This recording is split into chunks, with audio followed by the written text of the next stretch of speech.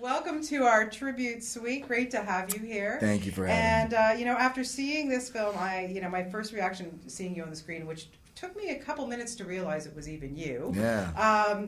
You ain't Captain America in this movie, my friend. Nope. Wow. Really? You look at the script. Did you even know anything about Kuklinski when you started? Yeah, I mean, I've been friends with Ariel for a few years, and I remember when he told me he was doing the movie, 4 or 5 years ago, and I said, I've seen that documentary. I love that documentary. This guy's what a great character. Good for you. Great movie. And then, he got the movie put together, and James Franco initially had my role, and then some scheduling conflicts happened, and he fell out, and Ariel called me and said, listen, I'm in a bit of a pickle, and can you help me out? And I read the script, and I said, you know what, yeah, this could be really fun. Is it a pressure on you, Chris, to play somebody who's based on a real-life character in a person? Well, sure. I mean, the good thing is that there wasn't a whole lot about him online as far as, who he was and who I had to, commit to and who was going to see it and judge. There really isn't much on the guy. It's more intimidating to play opposite guys like Michael Shannon. To say instead of playing a real character, I have to share the screen with this guy. We're both playing killers. Who's going to be a more convincing killer, me or one of the scariest men on the planet? Michael Shannon he owns the oxygen. He's a very intense man. And to me, that was the scariest part, is trying to somehow match him. What impressed you most about Shannon? Because you're right. I mean, I'm watching Boardwalk Empire. And, yeah.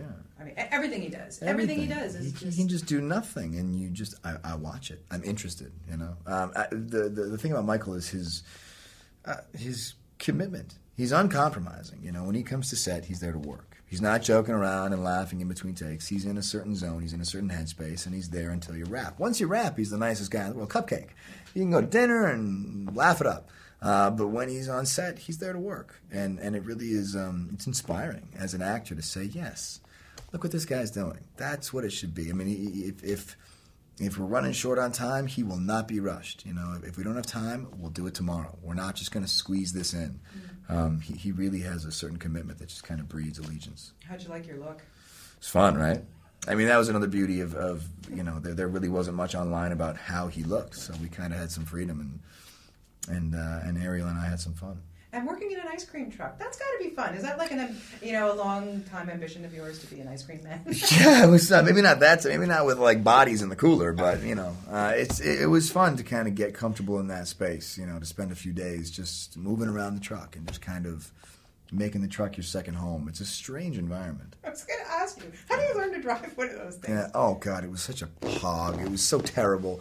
We had a couple scenes where I had to drive it, and I embarrassed myself a couple times. So you didn't keep it at the end, basically? I asked. Yeah. They said no. No, come on, really? That's too bad. You can't be driving that thing around L.A. Yeah, it was funny. We just had Ray Liotta in here earlier this morning, and I said to Ray, I go, you pretty well corner the market on playing bad guys. There's no question. But we were saying Michael Shannon, like having people like Ray Liotta, Michael Shannon on set, like on and on. There's so many great people in this movie.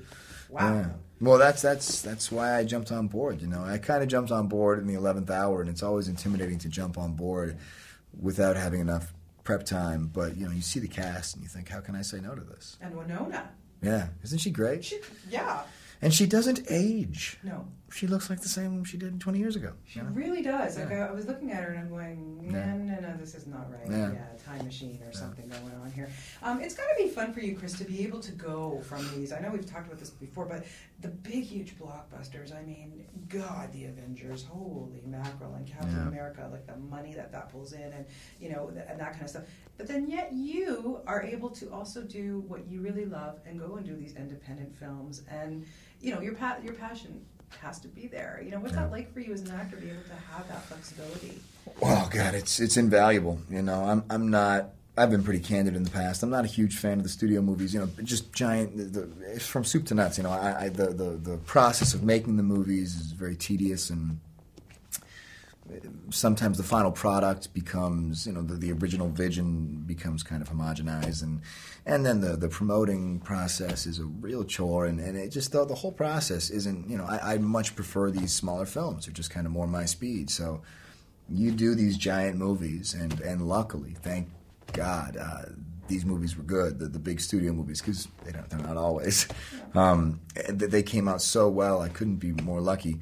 But it affords you the opportunity to go do the smaller things that you want to do. So I really am I'm in such a perfect situation right now where I get to go do these movies, every 6 months or so with a group of people that I love. I love Marvel. I love the group of the Avengers, and then in my downtime I get to go make movies like this. So I couldn't be luckier. We knew the Avengers was going to be big time, but did you even expect that kind of reaction in box office for that movie?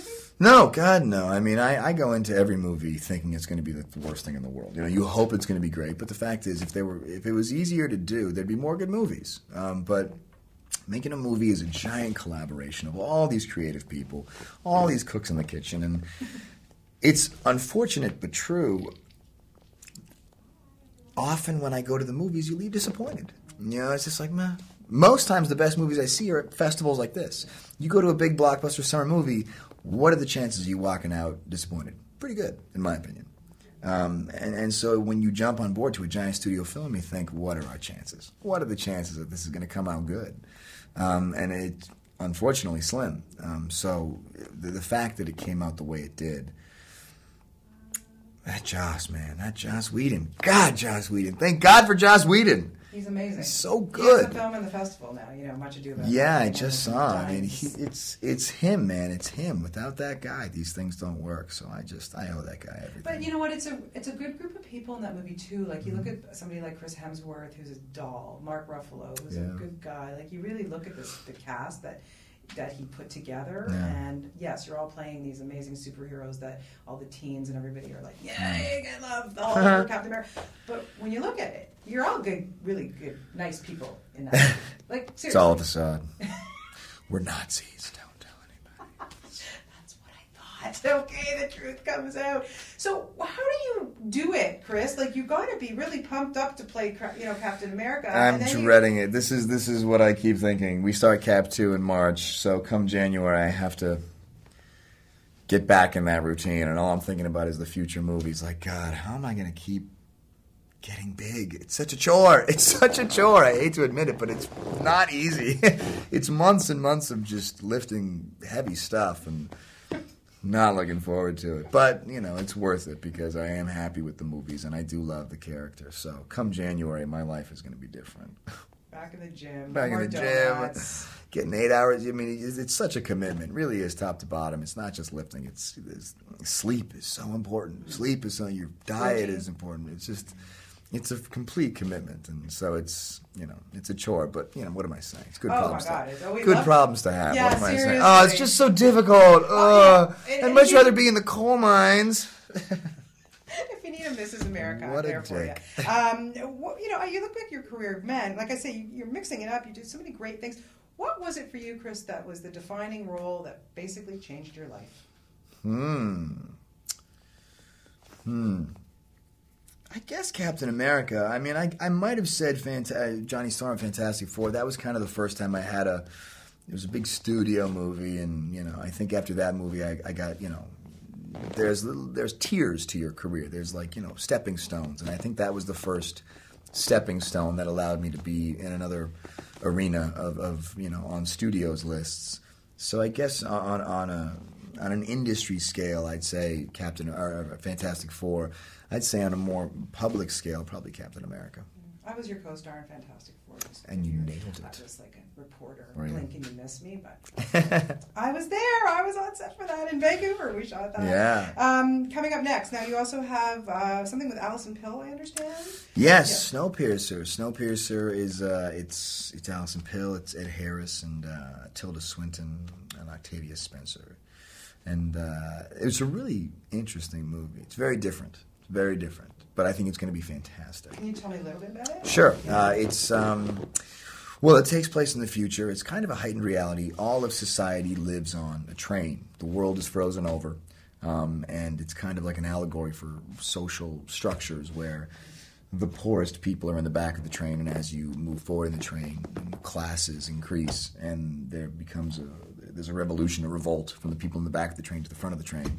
And it really is It's a very clever movie, and it's very different and very strange, but really interesting. How'd you like working with Allison? She's fantastic. It's my second time. We did Scott Pilgrim with her, and she's just so good. And her character in Snowpiercer is great. She's perfect in it. Yeah. Have you been watching The Newsroom? No, I haven't. Is it great? Aaron Sorkin. Yeah, can't go wrong. We talk Joss Whedon. I say Aaron Sorkin. There you go. Really, Yeah. There's no other. And are you doing something with Michelle Monaghan? Is that? Yeah, we start that in about 3 weeks. This movie called A Many Splintered Thing. You know, I read so many scripts, and this one script was just so different. It was just so unique. I guess it's a romantic comedy, but it's kind of like the opposite of a romantic comedy. I don't know. It's going to have a lot of interesting cinematic devices, you know, in the vein of like an Amelie or, you know, like 500 Days of Summer, where the camera has a lot of heavy lifting to do, and it's just going to be unique. There's narration throughout, and it's kind of told in the first person, and it's just interesting and different. And I just think the world of Michelle. I think she's fantastic. You're a busy man.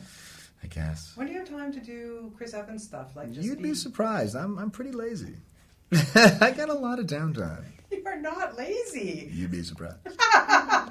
So is it a redundant question to ask which director has been the most influential in your life? The most influential in my life? I mean, well, Joss, given the fact that Avengers was so successful, I think that's been the most impactful as far as my career is concerned. In terms of one-on-one connections and an actual, you know, intimate work, Danny Boyle was pretty fantastic. When I did Sunshine back in 2005, Danny Boyle is just a really fantastic man to work for as an actor. Not to say Joss isn't, but Danny really had an impact. Yeah, he's an amazing director. Yeah.